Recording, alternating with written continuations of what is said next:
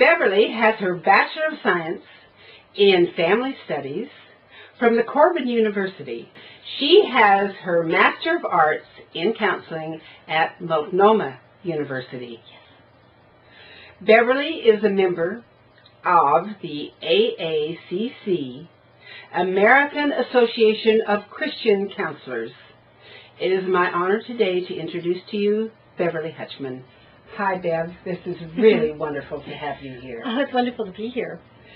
It's just are there signs that a parent can tell that something's wrong with a child? You know what the number one sign is? No. Drug and alcohol abuse. The number one sign of sex abuse is that. Well, that's the number one. Like when they test to see, when they've done testing to see results of sex abuse. Okay, that most of the time they will act out with drugs and alcohol. Yeah. Oh my goodness.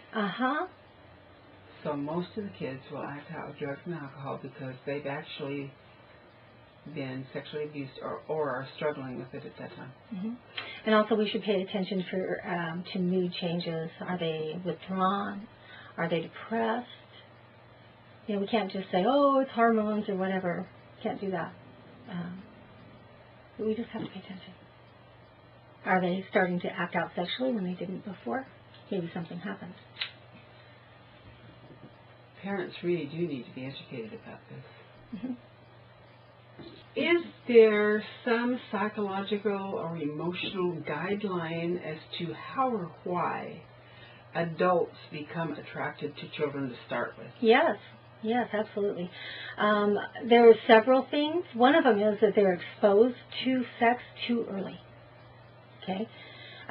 They may have seen it because their parents are watching pornography in front of them and don't think it matters because they're kids and they don't know what's going on. They may have witnessed people having sex, but they were exposed to sex too early.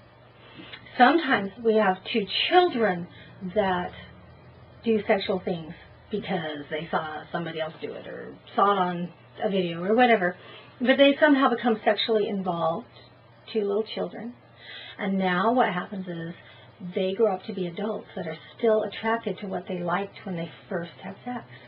And we all will find things in sex that we like, right, that felt good or whatever, and that's what we will want. And so you got these people who were first exposed to sex as children, and they want children because that's what attracts them. Wow, something to really think about here. Yeah, and I don't know what's wrong with us to think that pornography doesn't have any effect, that it's just an adult thing and it's all okay and everybody does it. We're going to pay a high price.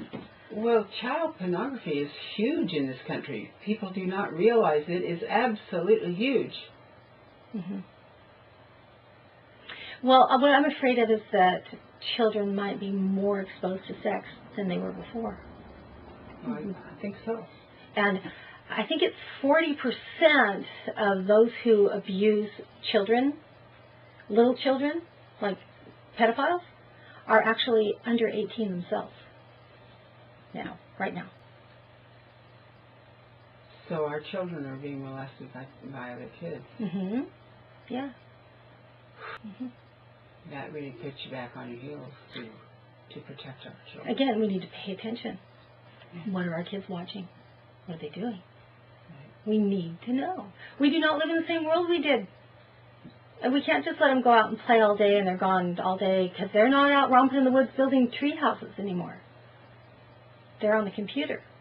They're listening to all kinds of media and advertisement that's encouraging them in ways that, I mean, who is influencing them? Us or the media? And the media uses sex to sell about everything. Everything. I heard this ad the other day. I think it was yesterday. And it was talking about a wife, and she said, honey, I sent you a picture, I texted you a picture of me in a bikini on my cell phone, and you sent me back a picture of a hamburger. And he goes, well, you knew when I married you that I liked meat, right? And I thought, what in the world? I mean, how blatant can you get, right? They're Right. equating the hamburger with sex. I mean, they use sex to sell everything. Right. Wow. Mm-hmm. Does daydreaming have anything whatsoever to do with violence? That Yes. is a question that has been presented before here, so I Mhm. brought these notes. Right, and I think people need to understand, and I've talked to prisoners in the prison, because I've counseled in the prison. These are maximum security, high-risk men, every one of them, okay? It starts really young, where they start the daydreaming after exposure to sex real young. Right. And they'll be in school, and they will be completely daydreaming about what they're going to do, because that stops the pain of their life. And when the daydreams cease to work, then they act on them. Okay? And one man said, and this one was, I think, an FBI report, but he said that he was sitting in school daydreaming all the time, that they even wrote it in his report card, his teacher did, that he's a daydreamer all the time. And he was sitting there thinking about how he was going to blow up the school and kill everyone. Whoa. So when we see kids daydreaming all the time, that doesn't mean that they're, what do we think? I mean, it doesn't mean they're thinking good thoughts about butterflies, right? We need to pay attention to that. We've always looked at daydreaming as benign. Yeah, it's not. It's not. Mm-mm. So more often than not, it's problematic. It often is. I'm not going to say more often than not, because I'm not sure. I don't think anybody's studied that. But every one of them will tell you they daydreamed relentlessly. They still do. That's what they do all the time, as they sit there and they think about it. That's what they do. It's ritual. I mean, literally ritual. And they have to do it. And they have to, yeah. How many prisoners did you talk to that had this particular scenario? Or do you even know? 6. 6 of them, right? Yeah. Yeah, telling me that. Yeah. So But I've read studies, and there's a lot more. But yeah. there's a lot But more. you worked with 6. Mm-hmm. Wow. How does parenting play into people becoming sexual offenders? Oh, wow. One of the biggest things is that children learn about how to live and how to be a human being from their parents. So if a child is watching their parents and their parents love each other and respect each other, and they love and respect other people, they grow up to love and respect. Okay? But if they see dad putting down mom or mom putting down dad, and people treat it as though they have no value, right? They grow up believing people have no value. You've just created a monster. So children actually live what they Well, yeah. know, and if they don't know any That's what different, they're- that's what they're going to Absolutely. do. That's how they grew up. Think about the impact of our beliefs, of our parents' beliefs, what kind of impact that had on our lives. So Right? the pornography So- brought into a child's life is impacting his entire future, Mm-hmm. just as much as kindness and emotional closeness would impact their future. Mm-hmm. And those two create diverse things. You've got the pornography over here, Mm-hmm. and parents that understand what real closeness and security is for their children know that those two aren't going to mix. Right. Right. And the respect thing, too. You don't treat people like they're nothing. You don't treat the waitress bad. You don't do that. And when you do that, when you treat people like they're not worth anything, your children will believe that people aren't worth anything. Well, doesn't this come into play then as treating people as a sexual object? They're a toy. They're not a human being. That's right. They're an object. Yeah. That comes into the play of them Disrespect. being less human Mm-hmm. and not entitled to any kind of equality, their feelings, their emotions. They're a toy. Because they're not human. Right. They're less human. Yeah. And this is where the danger comes in, because these people that have no respect for them, they really don't if they're less human. Mm-hmm. And this falls back into the entitlement thing, because people that are entitled think that they're above other people and other people are less human. Mm-hmm. So it comes right back into that impact. Mm-hmm. Interesting interplay there. Mm-hmm. social isolation and loneliness play a part. What part is that? Oh, yes. And I think parenting is really important in that, too, because one of the tasks of parenting is to teach our children how to have relationships. And usually we do that. Nowadays it's by play dates and stuff like that. In the past it was just social gatherings and, picnics and swimming and whatever, going to church. Birthday parties, we still do that one quite a bit too, where we actually invite kids over. We help our kids to have relationships. Right. We show them how to do it by supporting that. Right. Right? Right. Some parents don't. They just don't. And so the kids are isolated socially. At school they're not really accepted because, well, they don't have relationships because they don't know how. Right? Yeah, they text or get on the internet, but they don't know how to do it in person. Mm-hmm, mm-hmm. And so one of the big things, even for elderly sex offenders, for all ages of sex offenders, is the loneliness and isolation. It plays a huge part in it, where they're much more likely to offend if they do not have the relationships and don't know how to socialize with people. So elderly people that live alone and are isolated and lonely, it can become a problem. And someone that had never done that before in their life, they've never been a sex offender, will sometimes become sex offenders when they're older. I never thought of that. Never even occurred to me. Mm-hmm. And that's another thing we need to pay attention to as parents. Do our kids have relationships? How can we help them to have healthy relationships? Who's our kid hanging out with? Are they hanging out with a lonely adult that's isolated? That's not good, right? Are they hanging out with people that you know are trisexual and have like sex parties and that like to do wife swapping, but then you don't, because they're much more likely to be used by these people, right? You have to be very careful about those things. So the mathematical odds go up that they're in danger when people start doing unusual sexual patterns. Mm-hmm. Mm-hmm. And it's not that they're preferential, it's just that it's a mathematical equation of possibility increase. Does social isolation and loneliness contribute to the problem of sexual offenses? Definitely. Explain why. Because people need people, and they have to connect with people. And if they don't know how, they will often prey on someone younger or someone who can't defend themselves because they feel inadequate. They might prey on someone that's elderly. They might prey on someone that's handicapped because they need someone and they don't know how to relate to people. So that happens. And then, as I said before, sometimes elderly people will become sex offenders because they're lonely. That's very sad. Mm-hmm. It's very sad that we live in a world with literally thousands and thousands of lonely people. Now, the sheer numbers doesn't make sense that anyone should be lonely. I know. It's so ridiculous. And why are we like that? That's a very good question. We really do have severe social problems in the lack of human acceptance. In America. In America. But not everywhere. I mean, other countries have problems too, but I'm just saying I think it's particularly bad here. We're very individualized, and we isolate ourselves with our individualism.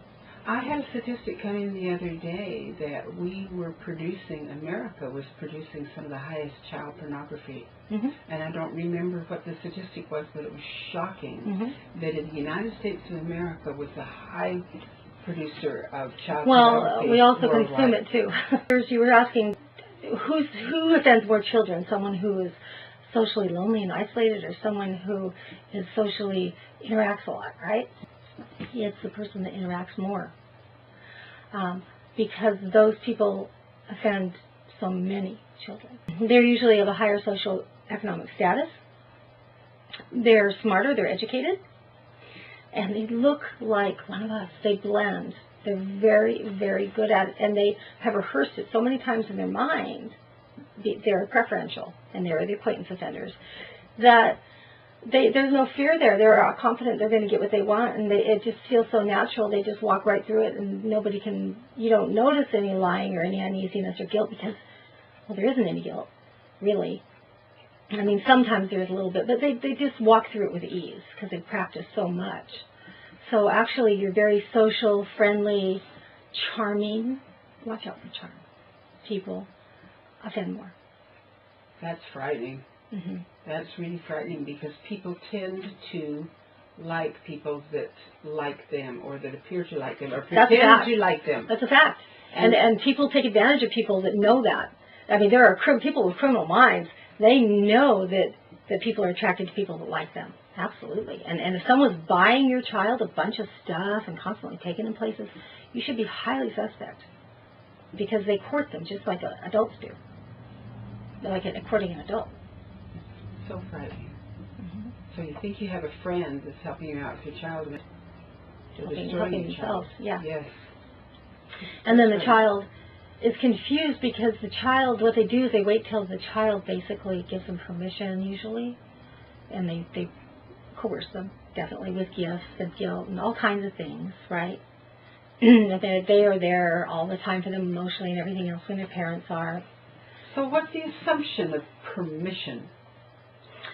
When the child says it's okay, and they get that child to, and you know, from what I understand, any child can be seduced.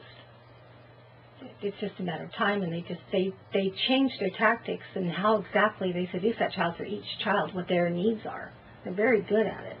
So for getting their needs met, their emotional needs, they have a debt to do whatever. Well, yes, but they also are their best friends, and they're always there for them, and they buy them things and give them special privileges and stuff like that.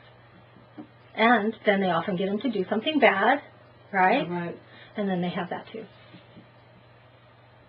Very, very scary. Super powerful. Very scary. And those are the ones that have more than one relationship going on at a time. They have a bunch of kids going on. So. Does religion help prevent this or have nothing to do with it? Do people that are involved in religious organizations have less offense? You're going to see it in any organization with children. No. That people have access to children and are going to do this, are going to do this no matter what organization they find where children are and they get right in the middle of it. They love children and children love them. And the children actually feel responsible because they cooperated, right, and even enjoyed it because they usually are they don't hurt the kids like some of them, like the violent ones do. I mean, you see, they take their time, the child enjoys it, now the child has this tremendous burden. But yeah, at YMCA, Boys and Girls, I mean, anywhere children gather, church camps, they're gonna try to get in there. Because the children are there. Especially if they spend the night. Oh, absolutely. Mm-hmm. So camps can be really frightening. Mm-hmm. Camp is super dangerous. I wonder if parents have ever thought about the overnight camps they send their children on as being dangerous. I don't know. I know there have been so many news cases of child molestation in church camps. I'm surprised they don't think twice about it. I mean, I'm a Christian. Right. Member of the AACC, American Association of Christian Counselors. Both of my universities I attended are private Christian universities. Right. But it happens because, well, they're a good Christian and less suspect, you see. Yes. And also, but they do it other places too, like I said. The YMCA, anywhere they're the good guy and they're not going to be doubted too much. I mean, there's even police officers that are sex offenders. And these are often people, like, the children are taught to obey. In other words, they get a position of authority that's respected by the parents, and that's really hard to combat because there's a child's word against theirs if they say anything. And how could you say that about so-and-so? He's such an upstanding citizen. Why, my goodness, he won 3 awards last year. Exactly. Mm-hmm. Wow. So we have a lot to learn about sex offenders. And the children are not believed a lot. Well, that's what makes it so terribly hard because here you have a child's word against an adult and you don't have the physical proof. Right. And that really makes it really, really hard. And your parents don't want to believe that because then they might have to admit that they weren't watching you. Well, that's terrifying. You see? that they actually constantly go to so-and-so, go have fun, So it gets worse. Mm-hmm. Very, the child feels like they have no power at all because this is a person that they're supposed to obey and mind. The sad thing about it is when these kids do tell, most of them, nobody believes them. Mm-hmm. Oh, exactly. And another thing I think is real interesting with the teenagers, because I think teenage boys are probably molested as a group more than any others. And I do have statistics on that, but you'd have to look at my writing. What you'll see with a child sex offender is they will actually decorate their home like a teenager and have all sorts of fun stuff for teenagers to do in there. A lot like Michael Jackson's Neverland Ranch. Whoa. Okay? And I'm going to leave that right there. But but they will do that. It actually looks like a kid's house. It's lots of fun. There's fun kid stuff to do there. And these people don't go to other neighborhoods to get kids like your inadequate sex offender, right? They shop right. They usually offend the child in their home or your home, or in the child's home. Right. That's most often where it happens. Just right there. And they actually have a place where kids love to come, and they attract kids with it. Bait. Mm-hmm. And so if you go to a grown person's house, and it is totally made to be a fun place for kids to be, you just kind of have to wonder. You may see a lot of signs that this person could be a sex offender, but that doesn't mean they are. There are a lot of good people that fit a lot of the descriptions, like, they're very charming, they're very involved with kids, and kids love them. They're good people. But, on the other hand, we don't have to judge them and say, oh, they're a sex offender. But what we should do, if they have a lot of the traits, is not leave our children alone with them and not send them off with them. Well, yes, like you said, if you start counting up the traits, and there are a lot of them, you'd better be suspicious. Well, you've got to protect your kids. And so you don't want to go up to them and say, hey, are you a sex offender? Oh, yes, of course I am. Anyway, it's not a good idea, and they may not be. But I would protect my children by being aware, and I would teach my children what to look for. Right. And teach them, hey, somebody's offering you lots of stuff. Well, and, it's just like you look at a list of abusive behaviors, and if a person's got one or two things on the list, they can be pretty darn average and not really dangerous. Right. They might just be controlling or whatever. If they've got 9 or 10, you better be highly suspicious. Mm-hmm. A sex offender who's an acquaintance sex offender will often prepare for when the parents are suspicious by already making the child questionable to the parents before the parents even question. So that when they do have reason to suspect, they'll automatically discount it. Whoa. So hard for children. Mm-hmm. Look what they're up against. So hard for children. And why aren't we watching our kids? That's terrible. How can you tell? How can the audience out there tell whether a person is being honest or manipulative? How can they tell? I think one of the main things is that a lie, it makes a big show, and it gives way too much information, and it dances all around and spins and is very flashy, okay? Whereas the truth doesn't need to do that. It's just the truth. It's just a gentle. They don't have to try so hard. You want to look for a person that's trying too hard. Okay. Now, there are people that sometimes try too hard just because they're really insecure, so you want to make sure that to look at that and see if they're an insecure person, then maybe that's why they do that. It doesn't make them a liar, okay? Right. But if they're not, and they're trying too hard, there really may be a reason for that. How can we protect our community and our children? How can we work together to protect them both? Let's stop pretending it doesn't exist, and I know nobody wants to talk about this, all right? They don't want to hear it. They don't want it. Let's pretend it doesn't exist and it'll go away. That is denial. We need to be aware. And I don't see any problem with teaching our children the truth. This exists in our world today. We have it. And so that they know. And it doesn't have to be like, oh, there's boogeymen behind the bushes. I mean, that scared kids half to death. But just things to look for. Why is this? Look behind a charm. look behind a person that's overly nice and try to look behind that and see, behind their actions and see what's behind it. Why are they doing what they're doing? Even people taking pictures of them in the park, just playing, is not okay. Right. And it's really tough because they sell a lot of pictures like that too online, and you'll see people taking pictures at parks like that. And these are usually your shy people that are insecure. Okay, they'll do a lot of that at parks. They don't have to touch to be doing something wrong. And and if they expose themselves or something like that, that's not okay. What about the concept is if the child feels uncomfortable? Yeah, that's that enough. the child has a right to respond and a need to respond. Yes. And an obligation to their own safety to respond. To be able to be truthful, and they don't even have to explain to them. But you're right, they should be allowed to have an opinion and not have to mind every adult. You don't know that person. And the sad part is a lot of people are people they know that offend, but they do not. If it makes them uncomfortable, they need to know that it's okay not to mind that person. They do not have to do what that person says. I've talked to a lot of people. We need to give our kids permission to do that. I've talked to a lot of people that were molested as children, and each and every one of them, without exception, told me that they were taught to obey their elders, period. Yeah. And that it was a mandatory thing or they weren't good. And that's a bad position to put a child So if you get a doctor, a policeman, a teacher, or even a anybody coach, older than you as your elder, period. I know, but it's just really hard for them. And so if we were to teach our children, hey, it's okay. You are allowed to have boundaries. If you don't feel comfortable, okay. It's okay. Yeah, you're allowed to have boundaries. You should have boundaries. Yeah. Yeah.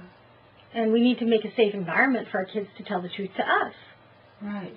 That's another thing we have to do. Because if we're not willing to listen, where are they left? I mean, seriously. The child should be protected whether you doubt it or not. Absolutely. Absolutely. Yep. And that needs to be okay. And we, as a community, I think, and in neighborhoods and communities, we need to come together and we need to be able to talk about this openly and not act like it doesn't exist.